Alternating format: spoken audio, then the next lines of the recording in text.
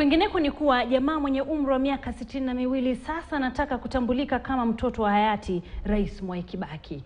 Jacob Ochola Mwai anadai kwamba alikutanishwa na Rais Kibaki akiwa na umri wa miaka 21 na mamake, na alikuwa akikutana na Rais Kibaki mara kwa mara, japo baada ya Kibaki kuteuliwa kuwa rais akaanza kuzuiliwa kumuona. Wanahabari wetu Kimani Githuku alifanya mazungumzo naye na kutuandalia taarifa hii.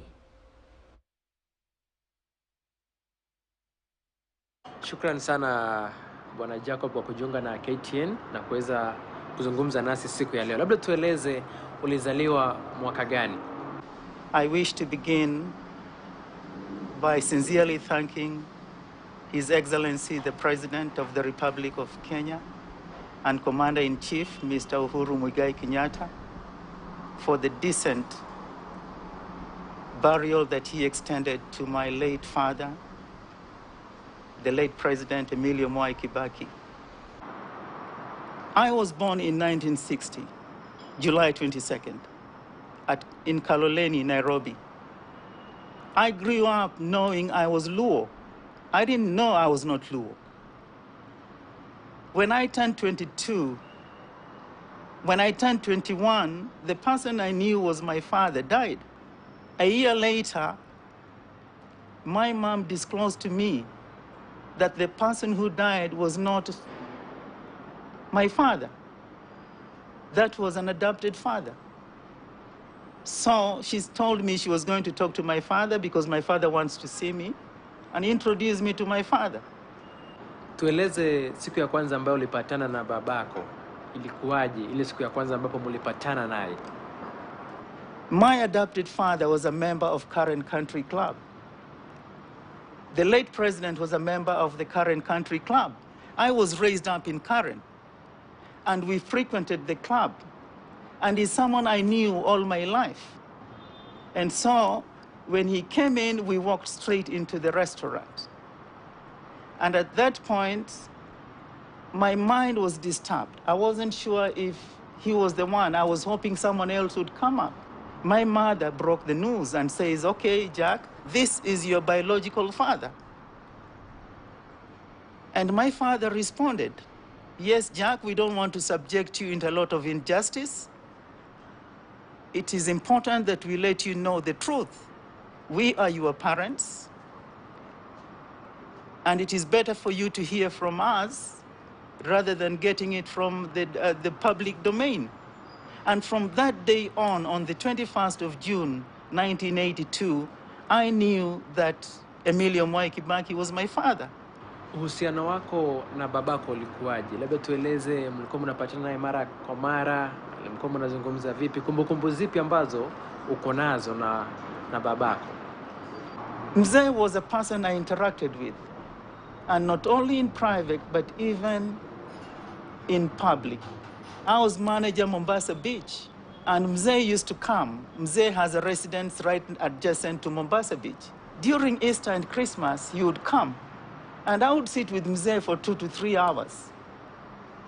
People didn't know who I was, and people were wondering, who is this sitting, this old man for so long? All the staff in the hotel knew who the person was. He was a vice president. And so they didn't know what the relationship between me and him was. And I didn't disclose to them. I didn't see the need to disclose to them who this was. They could not imagine that that was my father because my names were Ochola. This is Mwai Kibaki. I was manager at Milimani Hotel between 1986 and 1987. Mzee used to come to Milimani. Then the general manager of Milimani was Schwartz. And Mzee would sit with me for 2 to 3 hours. And so the general manager was grateful that here is someone who spends time, who can bring in the vice president as a customer, and he visits us very frequently. I was manager in Sirikwa Hotel in Eldoret at the time when Mzee was replaced as the VP by the late Dr. Karanja. When Mzee came over to Eldoret, I received him. Under normal circumstances, Daddy had been to Sirikwa Hotel prior to that. and he would occupy the presidential suite, which is on the first floor. That time, I could not get Daddy to the presidential suite. When I told him it was against the protocol and I had received a call from Stephen Kositany, who was the managing director of African Tours and Hotels, I shared that with my father. And Daddy told me, no, Jack, let's go. I took him to my room. I was a resident at Sirikwa Hotel. My room was 315. I am a Christian. I've never consumed alcohol. That particular night, my father consumed 2 bottles of beer. And everyone in the hotel was shocked. They knew that I don't consume alcohol. But I didn't have to explain to anyone who the person was or who consumed the drinks. That morning he left, and that was his first meeting since he was replaced as the vice president. He was now coming as Minister for Finance. On the 20th of December, my late wife was at the private wing at Aga Khan, and my father came to visit with her at 8 o'clock. And we spent a memorable time. Now, everyone was shocked. Here was a lady, a young lady, and here comes the vice president. In 1986, when I was at Mombasa Beach, I was also staying at the hotel. I had a room in the hotel, and my wife had delivered our first son, Hillary. So he was born on the 23rd of November. And so of Christmas, they came over to see me. He was barely 2 months. So they stayed with me in my hotel room. Mzee came and visited with us, and that was the first time he was meeting Wanjiru, and also saw his first grandson. I go to public places and people keep confronting me. Who are you? You resemble the former president, or you resemble the president. And I always brush them off.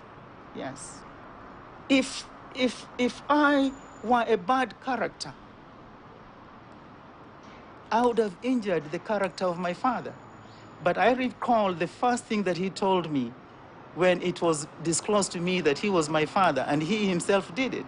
He told me, respect me as a father always, and never do anything that would injure my character. And he said it 3 times that evening, between 7:30 and 11 o'clock. So, in short, what I'm relaying to you is not something that started today. It is out of respect that I waited for the entire process to end, is when I make this press conference. Yeah. It would not have been right. At the end of the day, he's my father. No matter what he has done or what he has not done, he remains my father, and I respect him.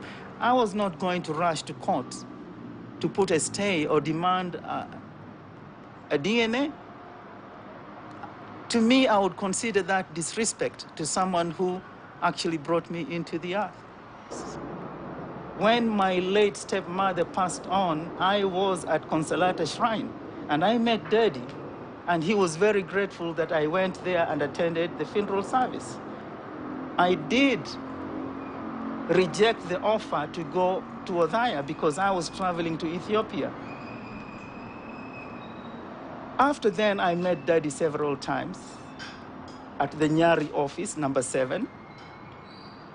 And I had discussions with him. He did assure me that he was going to make sure that I got my share of what I'm entitled to as a person. I trusted my father because I've always trusted him. I've been home 3 times to Adai, and I met my auntie, the only living auntie that I have now. And she told me she could not help me because she can also not access Daddy. And so she was very welcoming, but her hands were tied. There's no way she was going to help me.